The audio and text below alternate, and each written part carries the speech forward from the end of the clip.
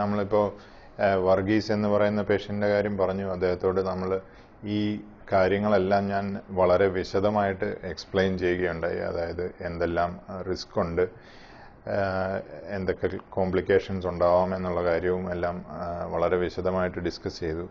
എന്ത് ബെനിഫിറ്റ് ഉണ്ടാവാം എന്നുള്ളതിനെക്കുറിച്ചും ഒരു നല്ല ധാരണ അദ്ദേഹത്തിന് ഉണ്ടാക്കി കൊടുത്തു. അദ്ദേഹം വളരെ നാളായിട്ട് ഒത്തിരി കഷ്ടപ്പെട്ടിരിക്കുകയാണ്. അതുകൊണ്ട് റിസ്ക് എല്ലാം അദ്ദേഹത്തിന് വളരെ അക്സെപ്റ്റബിൾ ആയിരുന്നു.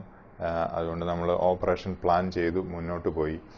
മുൻപ് കാണിച്ചതുപോലെ തേഞ്ഞ ഭാഗങ്ങളെല്ലാം എടുത്തു കളഞ്ഞതിന് ശേഷം അവിടെ ഒരു പുതിയ മെറ്റലും പ്ലാസ്റ്റിക്കും ചേർന്നിട്ടുള്ള ഒരു ജോയിൻ്റ് അദ്ദേഹത്തിന് നമ്മൾ പിടിപ്പിച്ചു കൊടുത്തു. ഈ മോഡലിൽ തന്നെയുള്ള ഒരു ഇംപ്ലാന്റാണ് അദ്ദേഹത്തിന് വെച്ച് കൊടുക്കുന്നത്. മെറ്റൽ മേളിലും നടുക്ക് പ്ലാസ്റ്റിക്കും താഴെ ഒരു മെറ്റൽ സാധനമുള്ള ഒരു ജോയിൻ്റ് അദ്ദേഹത്തിന് വെച്ച് കൊടുത്തിട്ടുണ്ട്. ഞാൻ എക്സ്റേ കാണിച്ചു തരാം.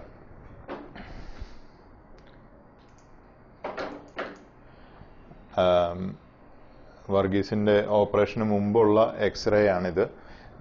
നോക്കിയാൽ നമുക്ക് മനസ്സിലാവുന്ന കാര്യം, ഇദ്ദേഹത്തിന് ജോയിൻ്റ് എന്ന് പറയുന്ന ആ സ്പേസ് ബാക്കി ഒട്ടും തന്നെ ഇല്ല. എല്ലും തമ്മിൽ കൂടിച്ചേർന്നിരിക്കുകയാണെന്ന് മാത്രമല്ല, ഇവിടെ വലിയൊരു കുഴി ഉണ്ടായിട്ട് അതിനകത്തേക്ക് എല്ല് ഇറങ്ങിപ്പോയിട്ടുണ്ട്. കാല് വളഞ്ഞിരിക്കുന്നത് വളരെ വ്യക്തമായിട്ട് കാണാം. വലതുവശത്തെ കാല് വളഞ്ഞിരിക്കുന്നത് വളരെ വ്യക്തമായിട്ട് കാണാം.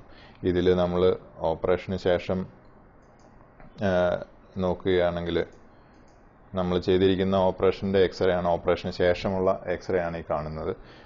ഞാൻ ആദ്യമേ കാണിച്ചതുപോലെ മെറ്റലിൻ്റെ ഭാഗമാണ് ഈ കാണുന്നത്.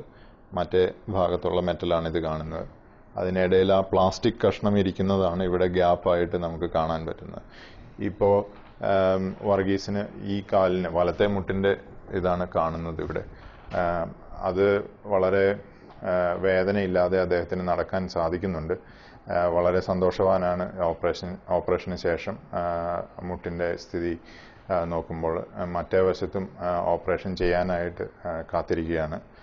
2-3 ആഴ്ചകൾക്ക് ശേഷം മറ്റേ വശത്തും ഓപ്പറേഷൻ ചെയ്യാൻ തയ്യാറായി അദ്ദേഹം വെയിറ്റ് ചെയ്യുകയാണ്.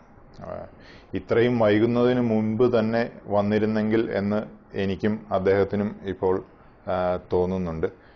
പലരും പേടി കൊണ്ട് ഈ ഓപ്പറേഷന് വരാതിരിക്കുന്ന ഒരവസ്ഥയാണ് ഇപ്പോഴുള്ളത്.